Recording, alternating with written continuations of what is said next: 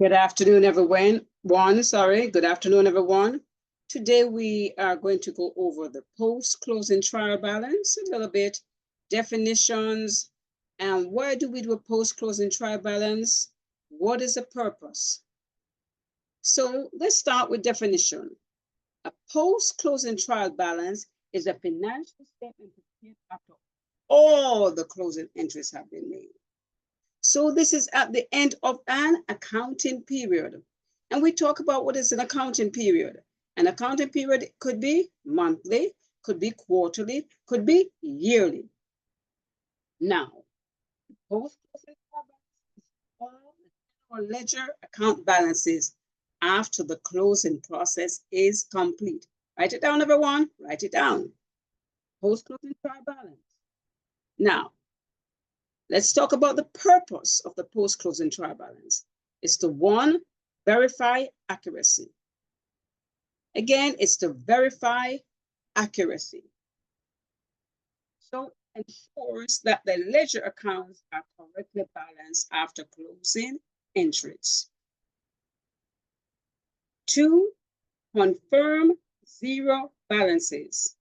Again, it is to confirm zero balances. Now, so all the temporary accounts that we talked about yesterday, revenues, expenses, dividends, remember read, revenues, expenses, income summary, and dividends have been properly closed. So we're ensuring that things are properly closed to retained earnings, and sometimes we say to owner's capital, and have zero balances, no money left. Also, we do a post-closing trial balance to do what? Prepare for the next period. So we're preparing for the next period, and that is why we do a post-closing trial balance. So when we clean for this period that you're working in, and then you start with a new accounting period. So it helps to ensure that the accounts are in proper order for the upcoming period. Next, we're going to talk about different principles: materiality principle, consistency principle.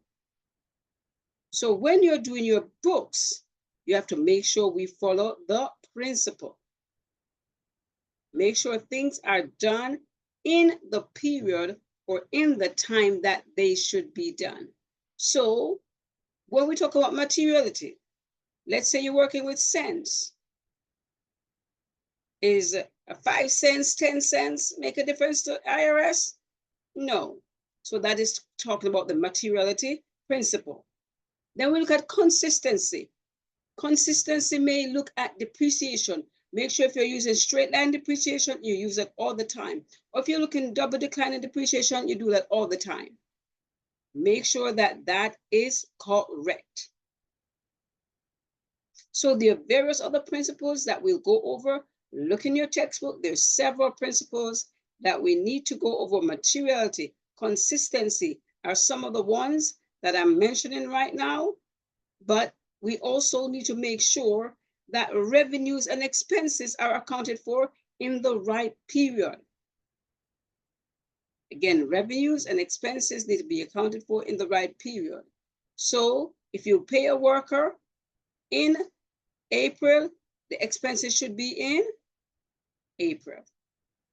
So we're going to follow that, and then we go over these later on, right?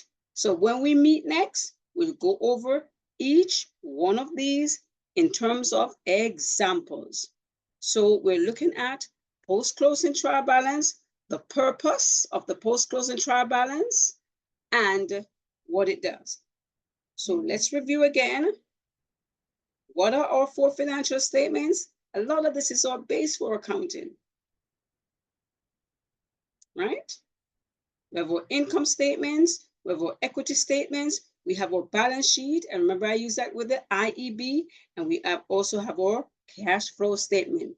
The cash flow statements have operating and investing and financing activities. So until next class, thank you again for watching. These are just definitions at this time, and we'll go over some examples later. Thank you and have a superb day.